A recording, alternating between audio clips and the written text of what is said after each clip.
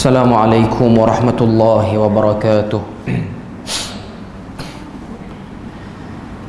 Innal hamdalillah nahmaduhu wa nasta'inuhu wa nastahdihi wa nastaghfiruh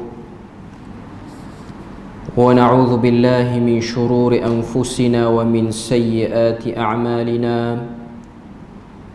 Man yahdihillahu fala mudilla lahu ومن يضلله فلا هادي له أشهد أن لا إله إلا الله وحده لا شريك له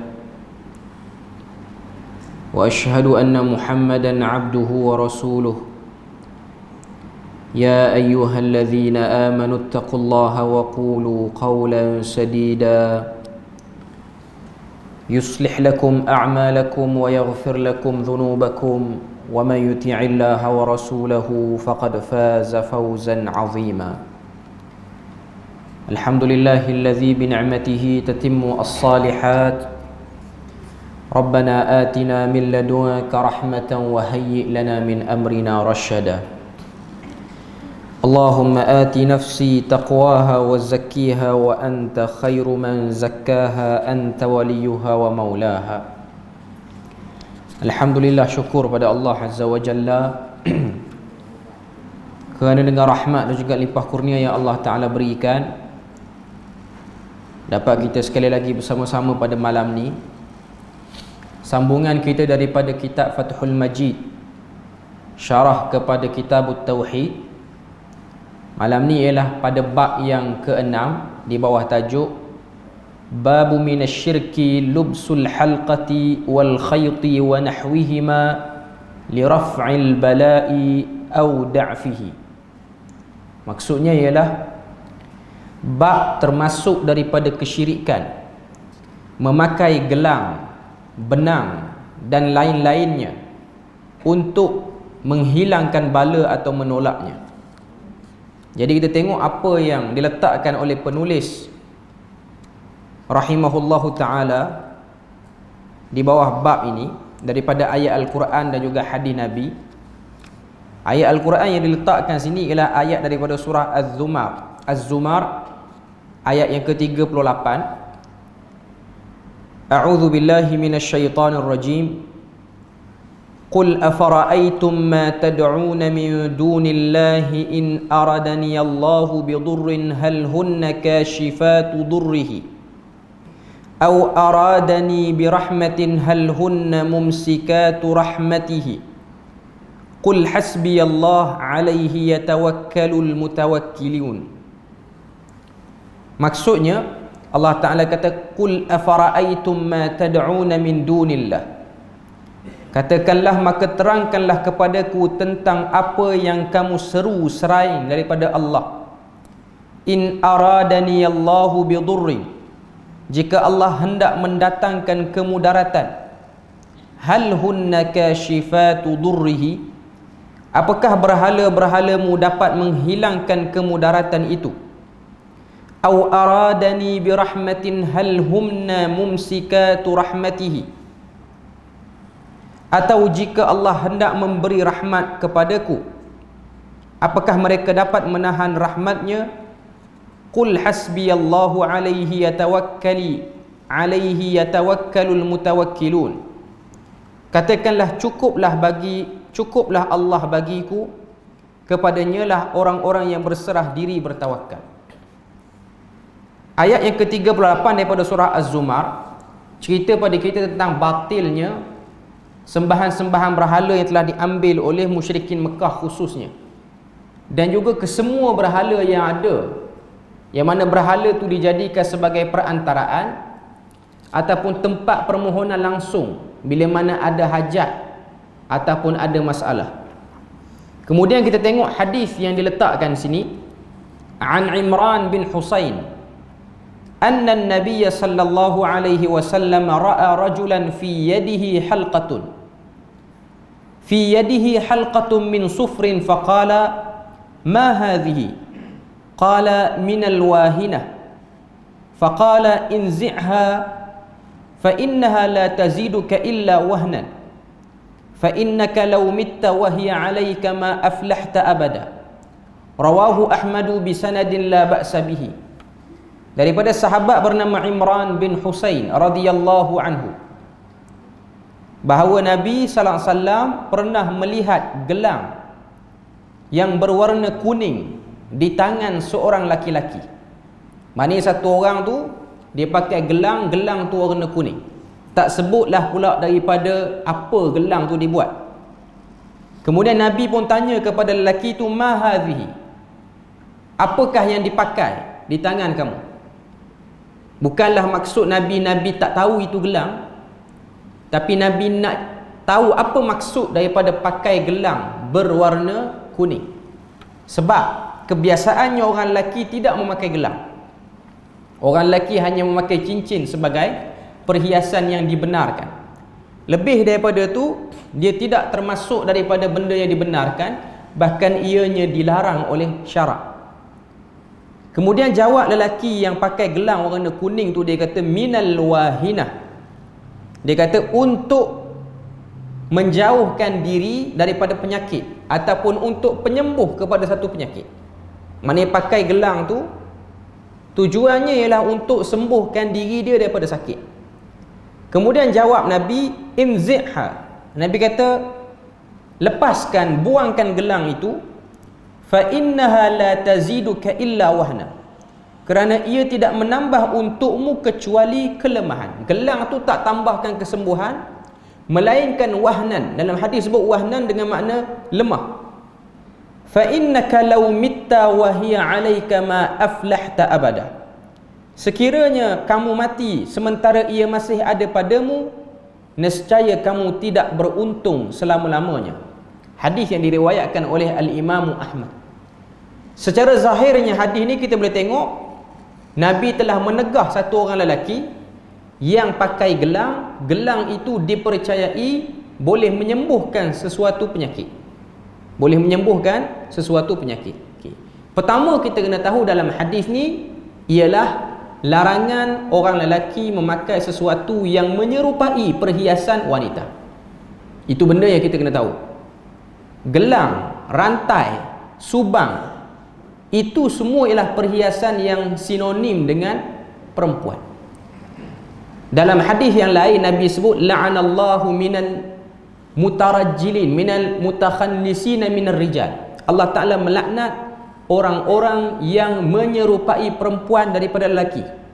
Wal mutarajjilina minan nisa, dan juga orang-orang perempuan yang menyerupai lelaki.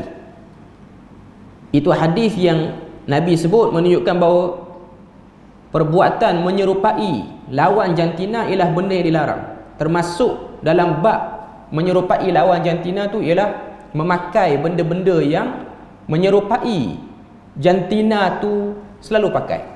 Contohnya gelang. Walaupun sebahagian orang menyangka ataupun merasakan pakai gelang bagi lelaki ni tidaklah lagi menjadi lambang keperempuanan. Sebab ada setengah-setengah gelang, ianya gelang yang orang kata apa, taklah sinonim dengan perempuan, tapi ianya perhiasan. Gelang yang diperbuat daripada getah, kecuali gelang yang petanda orang tu kena kuarantin tu bab lain. Yang tu memang kena pakai, tuan-tuan puan, tuan-tuan kena compound. Yang tu kena pakai, yang tu sebab ada keperluan. Sama juga dengan gelang yang orang pakai untuk pergi haji. Orang-orang yang pergi haji, tabung haji, dia akan bekalkan gelang. Gelang tu ialah petanda, dan gelang tu katanya ada alat detektor kalaulah kata jemaah tu hilang. Jadi ianya bukan untuk perhiasan, ianya lah untuk keselamatan dan keperluan. Okey, maka ianya dibenarkan dalam bab tu. Sama juga dengan jam. Jam tangan lelaki tu hakikatnya bentuknya ialah gelang, tapi orang lebih melihat kepada fungsinya. Fungsinya ialah memberikan waktu ataupun memberikan kita ni makluman, kita ni waktu mana.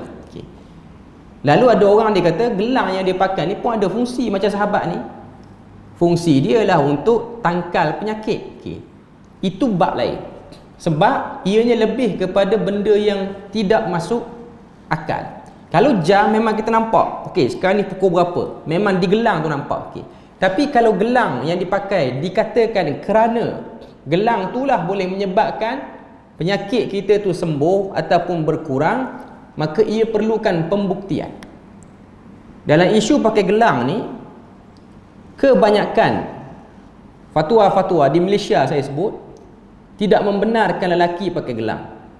Kecuali ada fatwa negeri, kalau saya tak silap, Melaka dan Negeri Sembilan, yang membenarkan pakai gelang bagi lelaki jikalau gelang itu betul boleh menyembuhkan penyakit secara klinikal. Maknanya hospital dah nyatakan benda tu boleh. Kan ada setengah-setengah gelang yang dia boleh seimbangkan hormon ke apa, saya tak pasti. Okay. Itulah dua negeri yang benarkan fatwa itu. Adapun yang bermaksud tangkal, sebab kalau baca fatwa tu dia sebut dari segi klinikal, maknanya pergi ke hospital, hospital kata bahan ni, logam ni, dia boleh stabilkan sesuatu dalam badan kita. Okey, maka benda tu bolehlah atas berpegang kepada fatwa tu. Okey. Tapi kalau dia hanya daripada jampi serapah bomoh ataupun tulisan-tulisan yang digulung, lepas tu diselip di celah gelang itu tak termasuk dalam bab klinikal dia panggil. Sebab itu bukan ujian makmal. Itu hanyalah mantra-mantra dan jampi serapah. Dalam hadis ni sebut termasuk juga benang.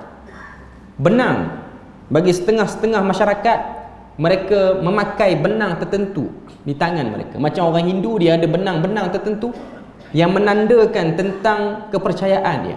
Adalah ritual sembahan-sembahan dia. Lepas selesai tu kena ikat tangan tu dengan benang, petanda sebagai dah buat sembahan ataupun dah buat persembahan kepada Tuhan dia. Okay.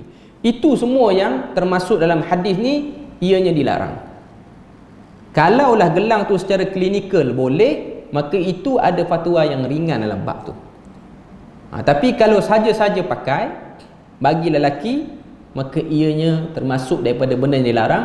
Apatah lagi bila mana dipakai itu dia ada kepercayaan tertentu.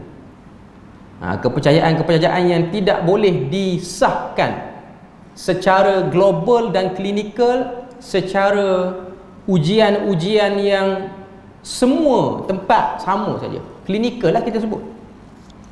Sebab ada setengah orang dia percaya dengan pakai gelang daripada bahan tertentu, logam tertentu, maka ianya akan menyelamatkan orang tu daripada malapetaka, musibah ataupun penyakit. Kemudian sambungan hadis ni, walahu an Uqbah bin Amir marfu'an, man ta'allaqa tamimatan fala atamma Allahu lahu, wa man ta'allaqa wada'atan fala wada'a Allahu lahu.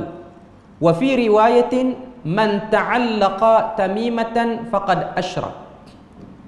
Dalam riwayat Ahmad daripada Uqbah bin Amir secara marfu', Uqbah bin Amir ni sahabat Nabi. Barang siapa menggantungkan tamimah, maka semoga Allah menyempurnakan hajatnya. Dan barang siapa yang menggantung wada'ah, semoga Allah tidak membiarkannya dalam ketenangan. Okay. Dalam hadis ni kata Uqbah bin Amir, Nabi sebut siapa yang gantung tamimah. Tamimah ni ialah tangkal. Tangkal yang terdiri daripada ikatan-ikatan tertentu, rambut, benang yang dijalin elok, itu dipanggil sebagai tamimah. Dan dalam hadis juga Nabi sebut wada'ah. Wada'ah ni ialah satu benda yang diikat dalam bungkusan lalu digantung pada badan. Tak kira lah rempah ke dengan kepercayaan tertentu, batu ke apa semua, tujuan dia lah untuk, dalam hadis ni kata, untuk mendapatkan ketenangan. Wada'ah ni lah satu benda yang kita pakai tu, kita rasa tenang dengan dia. Kita rasa diri kita lebih orang kata apa, cool ataupun lebih, emosi kita lebih stabil. Dalam bab ni semuanya Nabi tutup, sebab ianya membuka kepada pintu yakin kepada benda lain. Yakin kepada benda lain. Okay.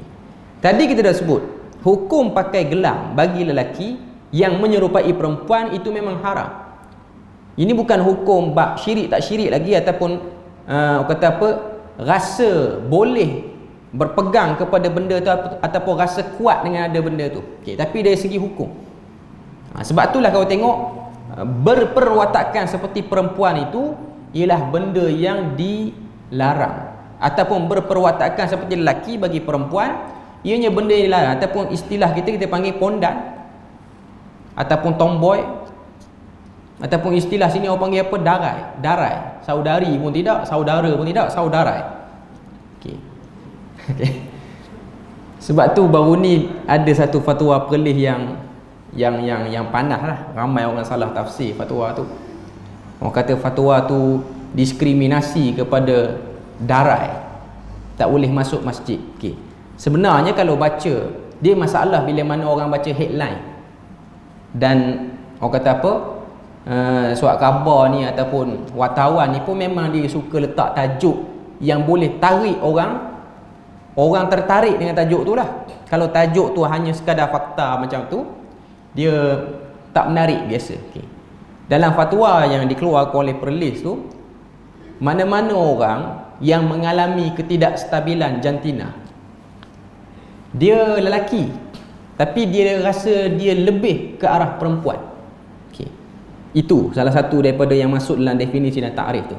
Kalau dia datang ke masjid, dia tidak boleh berpakaian, berperilaku dengan lawan jantina itu. Itu saja yang dalam fatwa tu sebut. Bukan larang dia masuk masjid. Waktu dia masuk masjid tu, contoh kalau dia darai, lelaki ada halkum, mari tu pakai baju kurung, baju kebaya masjid, yang tu tak boleh.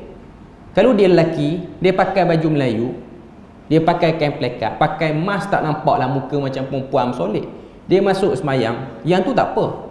Dia kekal dengan pakaian jantina asal dia. Itu yang dimaksudkan dalam fatwa, bukan tak bagi masuk langsung. Ada orang dia kata ni diskriminasi kepada, ni silap faham. Okey. Jadi kalau dia tu darai ataupun dia tu tomboy, kalau dia tu perempuan, dia pakai baju Melayu, pakai kain plekat, yang tu tak boleh. Dia sebenarnya hukum tu bukan hukum, kaedah itu dipakai di mana-mana pun. Contoh, anak kita pergi sekolah, hari sekolah, dia nak pergi sekolah, dia tak nak pakai baju sekolah, dia dibenarkan masuk ataupun tidak sekolah, dia tak benar masuk sebab peraturan kena pakai baju sekolah waktu itu. Waktu lain dia nak pakai baju lain, tak apa. Itu protokol pemakaian kalau masuk masjid. Dia kena hormat. Macam orang-orang bukan Islam, dia pergi ziarah masjid, apa yang dia kena pakai? Dia kena pakai jubah yang disediakan di luar masjid untuk hormat aurat dia tu. Cuma masjid di Perlis ni saya rasa tak ada kot yang orang ziarah dia sediakan. Masjid-masjid besar yang menjadi mercu tanda negara biasanya ada, dia sediakan jubah. Maknanya orang yang mak saleh ke, yang pakai seluar pendek ke apa semua, tak berapa nak pakai baju, dia kena pakai yang tu. Dia boleh masuk, tapi dia kena pakai yang tu. Kalau dia nak pakai macam tu, dia tak boleh masuk. Nanti something pula imam dengan Bilal tu dia pakai macam tu. Okay. Jadi dia kena tutup semua. Okay. Dia boleh masuk. Sama lah juga dengan yang mengalami kecelaruan jantina ni, dia kena tahu dia jantina mana. Kalau dia darai, dia kena pakai macam lelaki. Luar masjid, dia nak pakai sarung baju kebaya balik, itu hal dia. Okay. Itu yang dimaksudkan. Tapi dia nak jadi panas tu sebab dia ambil sekerat, ditinggalkan yang ujung tu daripada fatwa tu. Okay. Jadi nak sebut pada kita bahawasanya larangan menyerupai itu jelas. Tambah-tambah bila mana masuk ke rumah ibadat, masjid, dia kena jaga kehormatan masjid tu sendiri. Dia kena jaga kehormatan masjid. Seterusnya, hadis seterusnya, sambungan lagi. Walibni Abi Hatim an Hudzaifah annahu ra'a rajulan fi yadihi khaytun min al-humma faqata'ahu wa tala qawlahu ta'ala wa ma yu'minu aktsaruhum billahi illa wa hum musyrikun. Dalam riwayat Ibnu Abi Hatim dari Hudzaifah bahawa dia melihat benang pada tangan seorang lelaki yang demam. Lelaki itu dia humma, dia demam, dia pun pakai benang.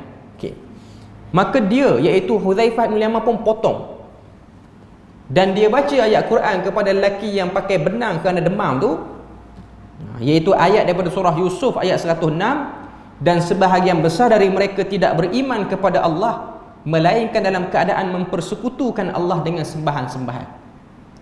Kalau kita tengok daripada perbuatan Hudzaifah bin Yaman ni, dia baca ayat tu pada kawan yang demam, lepas tu ikat dengan benang, Macam nak kata kawan tu tak beriman. Dia bukan nak kata kawan tak beriman, tapi berwaspada dengan perbuatan tu boleh pergi ke arah itu. Okay. Sebab pakai benang secara klinikalnya tidak membantu mengurangkan demam. Tak membantu mengurangkan demam. Orang demam dia kena buat apa? Dia kena makan Panadol lah, tapi zaman ni tak ada Panadol. Dia kena minum air bagi banyak. Dia kena buat satu benda yang boleh turunkan suhu badan dia. Tapi kalaulah gelang tu dengan teknologi yang moden boleh stabilkan suhu dia secara klinikal, dah masuk makmal, itu kita bincang lain hukum dia. Okay.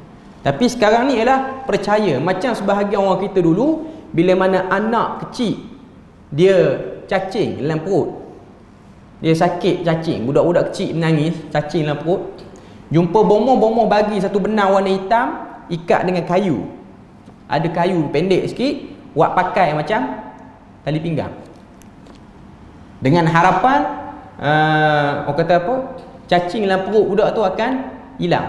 Takdir Allah hilang. Lalu kita pun kata betul lah kot, sebab pakai pun hilang ni. Tak. Sembuhnya kita daripada penyakit dengan pakai benda tu, dia tak termasuk daripada betulnya benda tu ataupun bolehnya amalan itu. Sebab tu analogi yang mudah dah selalu saya sebut, tak perlu pakai dalil Quran pun. Kita kena fikir dengan analogi akal kita sendiri. Duit yang dicuri dengan duit yang dapat daripada hasil kerja, duit gaji kita dengan duit orang rompak duit orang. Duit tu dia guna beli barang laku. Dia curi duit, dia pergi kedai, guna duit yang dia curi tu bayar. Laku tu orang kedai terima. Mari seorang lagi, duit daripada hasil kerja dia cukup bulan dapat gaji, bayar pakai duit tu, terima juga tuan kedai. Tiba-tiba yang mencuri tu pun kata tak salah mencuri sebab duit saya pun diterima. Tuan-tuan nampak dia punya conclusion dia tu. Sama juga contoh lain, orang yang curi gula dengan orang yang beli gula, dua-dua guna buat air teh, dua-dua manis. Tiba-tiba yang curi gula kata curi gula tak salah pun. Kita boleh beli dan kita boleh juga curi, sebab lepas daripada kita guna gula tu untuk masak, untuk buat air, manis belaka dua-dua. Jadi curi pun tak salah. Tak, curi tetap salah, walaupun dia punya natijah akhir dia sembuh ataupun jadi sama macam jalan yang halal. Berubat dengan bomoh, kalau sembuh dia tetap juga salah walaupun sembuh. Dan Allah Ta'ala ni dia akan benarkan benda-benda yang tak betul tu jadi. Sebab itu ialah memang daripada ketetapan dan ujian kita sebagai manusia. Sebab tu bila mana kita tengok satu benda yang salah, dia jadi, dia okey, ia bukan petanda benda tu betul. Contoh, satu orang dia rentah negeri sebelum kebenaran rentah negeri dibenarkan. Dia rentah okey, balik tak kuarantin, negatif. Tiba-tiba dia kata rentah negeri ni tak salah pun. Salah atau tidak? Salah lah, sebab dia dah langgar peraturan. Walaupun dia balik, dia selamat, tak kena apa-apa, perbuatan itu salah. Tapi itu bukan ukuran. Sebab kadang-kadang kita tersilap, kadang-kadang kita tak perasan benda ni. Syaitan dia boleh divert kita, dia boleh tukarkan benda tu sehingga kadang-kadang kita tak perasan. Kalau benda tu salah, dia tetap salah, walaupun ia menghasilkan keputusan yang sama, macam guna cara betul ataupun cara yang dibenarkan. Okay. Jadi Hudzaifah bin Yaman ni dia potong. Para sahabat Nabi sendiri adalah generasi yang sangat tidak bertolak ansur dengan benda-benda seperti ini. Sebab ianya boleh menjadi pembuka kepada pintu ada rasa hebat dengan satu benda selain daripada Allah Ta'ala. Dan benda ni bukan berdiri di atas sunnatullah. Kalau perubatan moden, pergi hospital, klinikal, dan ianya sama, seluruh dunia sama, maka itu kita panggil satu kajian klinikal. Itu ikhtiar yang dibenarkan, itu ialah berusaha sesuai sunnatullah. Contoh, sakit buah pinggang dah tak berfungsi, macam mana cara nak bagi orang tu boleh lagi survive walaupun buah pinggang dia tak berfungsi? Dua cara: tunggu orang derma buah pinggang baru, ataupun guna kaedah dialysis. Seminggu, 2 minggu, dia kena pergi cuci darah dia. Okey. Kaedah cuci darah dengan guna buah pinggang baru ni ialah berdasarkan kajian klinikal perubatan. Di mana kajian tu seluruh dunia. Di Malaysia pun macam tu, di Thailand pun macam tu, di India pun macam tu, di mana-mana tempat atas dunia pun kalau orang sakit buah pinggang ni dialisis dengan cari buah pinggang baru. Banyak duit boleh beli buah pinggang di China walaupun benda tu black market.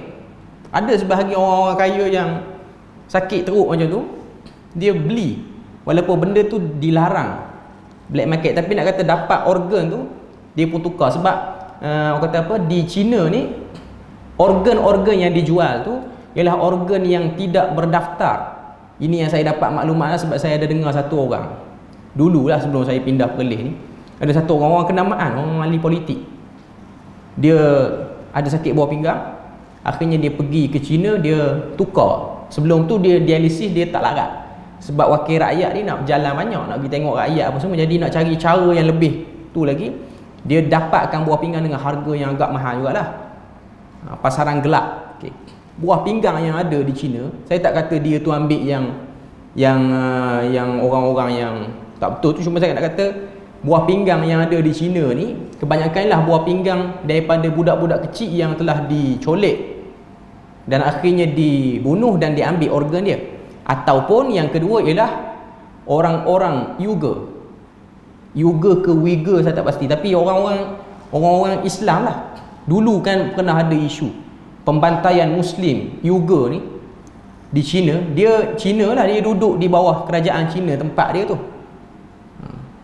dan diorang tu dipaksa untuk convert Islam, dan kalau diorang tak convert, diorang akan dibunuh, organ dia tu dijual di pasaran black market. Okay. Jadi takut-takutlah orang yang beli tu, dia beli yang geng-geng ni lah, budak yang diculik ataupun orang Islam yang telah dibantai. Okay. Di China lah. Okay. Cuma nak kata organ tu dapat yang tu, eloklah buah pinggang. Perubatan ini di mana-mana. Okay. Tapi kalau yang jenis bomoh ni dia tak sama. Bomoh di Melayu, di tanah Melayu, mungkin cara dia deal dengan hantu ataupun jin yang dia pelihara. Hantu dan jin yang dia pelihara tu, ini benda-benda yang dia minta untuk dapatkan kesembuhan pada penyakit. Kena sembelih kambing ke, kambing warna hitam, kena pergi jamu dengan ayam panggang, dengan pulut kuning, apa-apa semua. Okey, itu yang version Melayu punya. Pergi dekat bomoh siap, tak nak kambing, dia nak benda lain. Pergi dekat bomoh Hindu, tak nak, cukup tai lembu je dia cukup. Okay. Dia tak sama, penyakit dia yang sama tapi cara berubatnya lain-lain, dan semuanya guna mantra dan guna benda yang lain. Okay.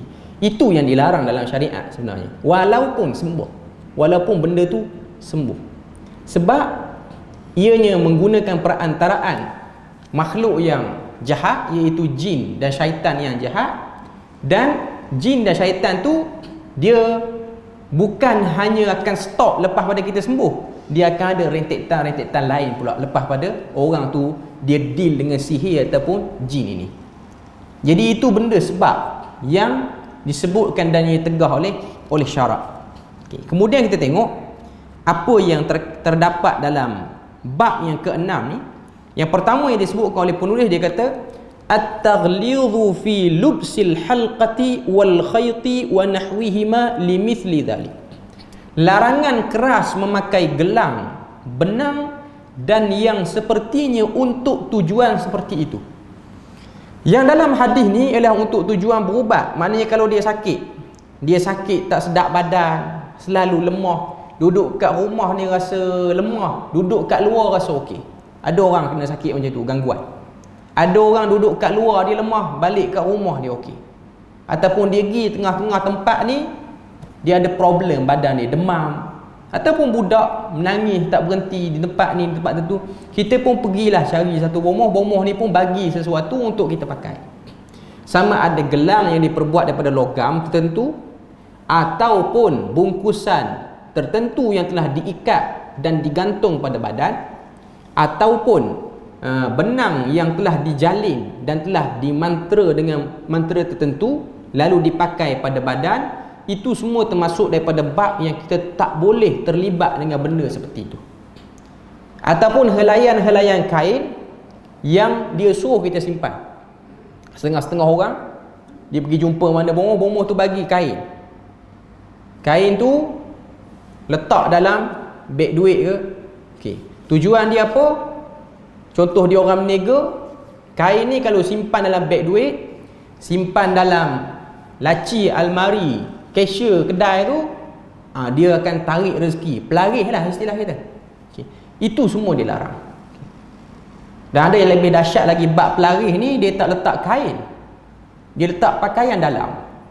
Tuan-tuan mungkin pernah dengar setengah-setengah kedai makan, restoran ni nak bagi orang laku, selain pada gantung gambar yang tak ketahuan hala, antara pelarih yang orang buat ialah letak seluar dalam dekat tempayan ke apa benda tu berlaku.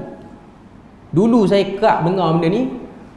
Bekas yang buat air, bancuh air tu, air kopi, air teh tu, dia punya bawah dia tu ada seluar dalam untuk bagi laris kedai dia. Banyak dulu tuan-tuan, zaman 2000, zaman saya kecil-kecil ni selalu dengar. Kalau belah-belah Terengganu tu, Jabat Agama ambush kedai-kedai tertentu, terutamanya kedai mamak yang jual roti payang. Bukan saya kata semua mamak macam tu, okay. Tapi di Terengganu kes banyak yang tu lah. Cek buka bekas air panas tu, tempat jeram air tu, tengok ada spender yang dah dipakai, letak. Mungkin yang tokek kot punya. Bos situ laku, ramai orang makan 24 jam, 24/7 laku. Okay. Laku memang laku. Tapi benda tu tak boleh. Ataupun menggantung sesuatu. Contoh, gantung kuda laut yang dikeringkan. Dulu ramai orang buat benda ni.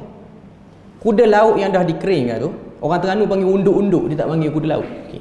Gantunglah kereta tu tak accident. Memang tak accident kereta tu, sebab kereta tu tak pernah keluar pada garaj rumah, duduk situ je. Bila nak accident? Takut kena kejar dengan orang yang minta duit kereta sebab dia tak bayar bulan banyak. Jadi kereta tu pun kurang berjalan, atas jalan memang payah nak accident. Gantung. Ataupun gantung dalam rumah supaya pencuri tak masuk. Curi memang tak masuk sebab tu memang rumah pencuri tu pun. Dia yang masuk rumah orang. Okay. Jadi ini semua benda terlarang, tak boleh. Macam-macam dalam masyarakat Melayu kita, benda ni sangat banyak. Ada yang gantung ladam kuda, tapak kuda tu gantung dekat gerai rumah. Percaya kata pencuri tak masuk. Benda-benda yang mengganggu daripada luar tak masuk.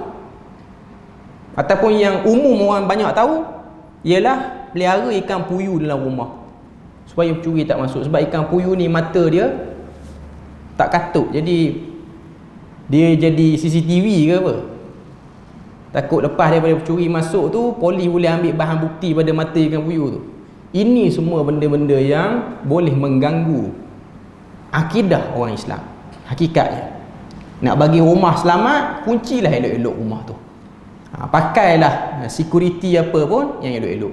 Baca dengan bacaan yang diajarkan oleh Nabi supaya rumah kita tu selamat. Okay. Dan nak elak gangguan, amallah zikir-zikir yang ditunjukkan oleh Nabi. Jangan duk pakai benda-benda seperti itu. Amalan-amalan yang seperti itu, letak kain tertentu, lipatan-lipatan tertentu, dia banyak. Kalau sebut benda ni, orang Melayu kita kalau kita senarai dia cukup banyak. Ada yang gantung dekat buaian anak di rumah. Orang dulu kan buaian, tali buaian tu gantung dengan perabung rumah tu. Lepas tu dekat buai budak tu dia ada yang digantung sikit, tak nak bagi menangis. Ada yang gantung Quran, dia bungkus elok, Quran kecil dia gantung. Okay. Walaupun Quran tak dimantra, benda tu elakkan, jangan duk buat. Nak bagi anak tak diganggu, ayah mak tolong baca Quran pada anak, bukan gantung saja. Dia ada orang dia gantung tapi rumah pasal lagu Hindustan kuat juga. Okay. Tak ada fungsi pun benda tu. Quran itu ialah untuk dibaca, ditelaah. Ada orang dia tak baca, dia pasang je bacaan Quran. Okay. Ini benda yang banyak berlaku dalam masyarakat. Kedai-kedai makan, kadang-kadang pasar raya tertentu yang dia rasa perbuatan tu Islamik lah, pasang Quran. Quran ni kita tahu dia benda yang mulia. Allah Ta'ala sebut wa idza quri'al Quran fastami'u lahu wa ansitu la'allakum turhamun. Bila mana dibacakan Quran, kena dengar, duduk diam. Bila mana kita pasang Quran di kedai, orang duk serabut pergi mari ambil makanan, letak makanan, kita hanya menjadikan suasana kedai tu ada orang baca Quran. Tapi adakah ia mencapai target bila mana Quran dibaca, orang diam, orang dengar, tak sampai target.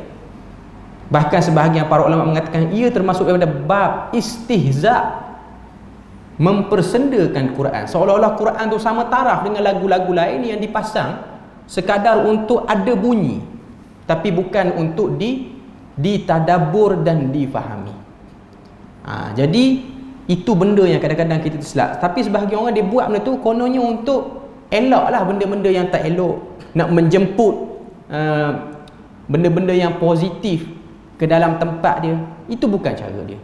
Cara dia ialah dengan berdoa kepada Allah Azza wa Jalla. Cuma saya nak sebut sikit, bila mana bab gelang apa-apa semua ni, ada satu orang ustaz penceramah, orang tanya dia soalan, sebab dalam live dia tu dia terselak tangan dia macam ni, nampak gelang daripada kayu, macam tok guru silat pakai kat sini satu, pakai kat atas ni satu, daripada akar kayu apa semua dia pakai. Orang tanya, ustaz apa hukum pakai gelang? Dia kata pakai gelang, saya pakai gelang ni ikhtiar, sebab saya ada sakit. Okay. Jawapan dia tu sama macam yang sahabat ni. Bila Nabi tanya, apa fungsi gelang tu? Dia kata al-wahinah, gelang ni bagi saya lega, kebah sikit sakit. Nabi kata inzi'ha, buang. La taziduka illa wahnan, tidak menambah pada kamu gelang tu melainkan lemah tubuh badan kamu. Lemah yang dimaksud oleh Nabi itu ialah lemah iman kamu pada Allah Ta'ala, kurang tawakal kamu pada Allah Ta'ala, lebih mu rasa hebat dengan pakai benda tu. Bahkan rasa lemah badan kalau tak pakai benda tu. Dia beza dengan makan ubat klinikal ni bab lain. Tapi ia lebih benda-benda yang dirasakan mujarab atas dasar kepercayaan semata-mata. Itu benda yang kita nak highlight daripada apa yang dah kita bincang ni. Kalau benda yang memang jadi kerana klinikal, makmal, itu tak ada masalah. Tapi dia hanya kepercayaan. Kepercayaan semata-mata. Sebab apa pakai benda ni, sebab apa gantung benda ni. Bagi masyarakat Arab, saya ingat waktu duduk di Jordan, dulu di Jordan ni saya pernah tengok teksi ke, rumah orang Arab ke, dia ada letak ada satu benda warna biru, lepas tu ada warna putih, lepas tu ada warna hitam. Bentuk dia macam mata orang. Saya tanya ni sebab apa? Ni ialah untuk menolak terkenanya ain. Orang Arab dia ada benda macam tu. Dan sebahagian orang kita ni pun dia beli, terutamanya pergi ke Mesir, pergi ziarah dekat piramid apa semua tu. Benda ni dia berasal daripada tamadun Mesir purba, nak elak daripada ain. Ain ni maknanya ditegur, disapu, akhirnya sakit tu badan. Jadi dia pakai benda tu. Kadang-kadang dia letak dekat dompet dia letak dekat dalam kereta, gantung dekat cermin tu apa semua. Itu setiap bangsa ni dia ada kepercayaan yang seperti itu. Okay. Sama juga dengan orang letak Quran, tujuannya nak elak benda-benda seperti itu. Ataupun dulu orang kita ni punya heboh bila mana duit kena curi dengan toyol, tak nak bagi toyol ambil, selit duit tu dalam Quran. Selit saja, Quran tak baca pun. Toyol tak ambil, katanya lah. Wallahu a'lam. Kita bagi lalu azan dulu.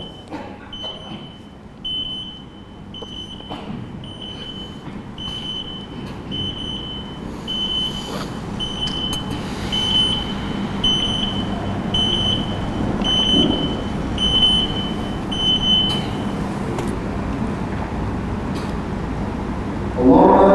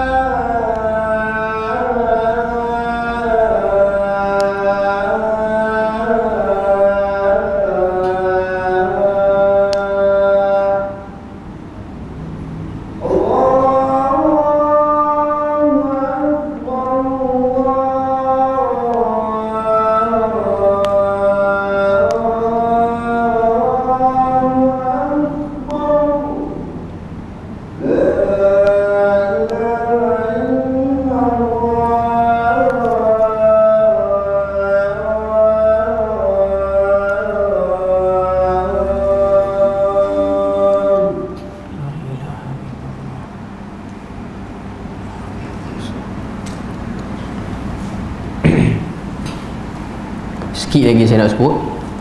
Secara kesimpulannya, apa yang disebut dalam bab ni, apa-apa saja benda yang digantung, benda yang diikat pada badan ataupun pada rumah, pada kenderaan, walaupun tak disebut dalam bab ni, yang dipercayai boleh menolak bala, menjauhkan kita daripada benda yang susah atas dasar kepercayaan saja, bukan atas dasar kajian tertentu, bukan atas dasar benda tu bersumber pada hadis Nabi.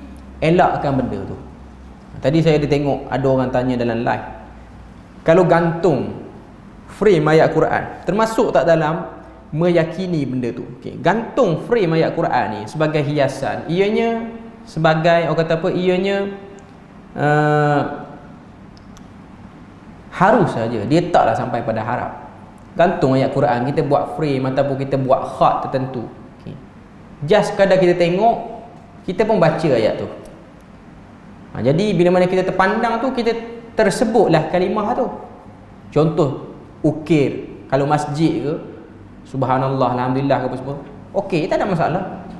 Secara hukum asalnya, walaupun ada sebahagian para ulama yang agak strict dalam bab hiasan-hiasan masjid, masjid lah tu utamanya, ianya dilarang juga. Tapi saya rasa melihat kepada nak menarik orang, maka benda tu kita sebut sebagai benda yang harus. Tapi elakkanlah gantung di depan dengan terlalu besar sangat kalau di masjid lah, sehingga menyebabkan orang jadi, kalau dia solat, dia duduk baca, dia duduk fikir khat apa, dia tulis apa di situ, dia tak ingat dah imam tu duduk buat apa.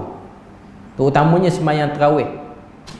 Sembahyang fardu ni jarang lah. Sembahyang tarawih ni saya banyak kali ada pengalaman jadi imam masjid-masjid yang cantik lah, besar, dan dia punya khat kat depan tu, dia letak khat kufi yang jenis petak-petak tu, yang tu dia agak tricky sikit nak baca. Macam mana? Ada orang dia baca.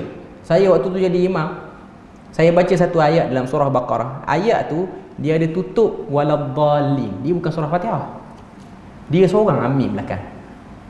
Ayat tu hujung dia waladhdallin, dia bukan surah Fatihah. Fatihah dah baca dah tadi, tapi nak kata dia tu khayal, dia seorang je amin belakang. Malu juga dia. Sebab zaman tu sembahyang rapat lagi. Okay. Cuma nak sebut pada kita bahawasanya kadang-kadang yang boleh menyebabkan dia leka tu, kerana duk tengok khat tu, dia dengar je kira nak sambut je. Okay. Jadi elakkan letak di hadapan, letak di tepi-tepi ke, dekat pintu gerbang, letak selipar tu kira okey lah lagi. Okay. Kalau di rumah, kita gantung ayat-ayat Quran di rumah ni, kalau just gantung untuk kita baca, tak ada masalah pun. Ayat kursi apa semua, ukiran, ataupun ada orang sekarang ni dah letak stiker apa semua. Okay. Cuma yang jadi problem, bila mana dia, orang kata apa, ada kepercayaan tertentu, gantung ayat ni, maka rumah ni akan jadi macam ni. Yang tu problem. Okay. Kalau setakat letak saja, khat yang kita beli mahal, okey apa semua letak, orang bagi hadiah apa semua letak, dia bila mana dia diikuti dengan kepercayaan, diikuti dengan kepercayaan, okay, maka itu yang jadi problem. Lepas tu ada lagi orang tanya soalan, kalau budak yang tersedu, dia sedu lah kot, saya sebut perkataan tu sedu lah. Okay. Ada orang dia letak koyak tisu sikit, rendang air, letak tadayu budak tu, nak bagi hilang sedu dia. Saya tak pasti, tapi daripada dulu lah saya tengok orang duk buat. Orang sini saya tak pasti, orang belah Pantai Timur ada duk buat. Konon-kononnya budak tu akan slow sedu. Dari segi i'tiqad agama, dia tak ada i'tiqad agama pun, dia hanya dari segi mitos perubatan saja. Dia taklah sampai mitos orang kata apa, akidah apa semua tu, tak. Okay. Mitos perubatan letak tu jadi hilang sedu. Tapi tanya doktor tak tahu. Tapi saya rasa dari segi akidah dia taklah pergi sampai kepada bab akidah, jangan letak. Okay. Tapi kalau tak letak pun tak ada apa-apa. Ada orang dia tepuk lah belakang baby tu, bagi angin dia keluar, nak bagi dia burp banyak sikit. Kadang-kadang dah bagi minum susu, dia angin dia tu ada, dia duduk tentang macam tu, dari angin dia banyak. Letak tisu tak keluar angin pun, habis tisu tu je lah. Okay, letak selai pun, 2 helai pun. Okay. Tapi kalau jadi tu nasib kalau jadi. Tapi nak kata dari segi logiknya, dia tak logik lah. Secara umumnya tak adalah sampai pada akidah, tak adalah mak ayah yang buat tu sampai jadi problem akidah dia, tak pun. Dia beza dengan mantra. Yang saya sebut ni ialah bab gelang yang dimantrai, dijampi serapah. Itu yang kita maksudkan. Lebih daripada tu tidak ada, dan rasanya kita berpada situ je. InsyaAllah kita akan masuk bab yang seterusnya lepas pada ni. Subhanakallahumma wa bihamdik, asyhadu an la ilaha illa anta wa astaghfiruka wa atubu ilaik. Wassalamualaikum warahmatullahi wabarakatuh.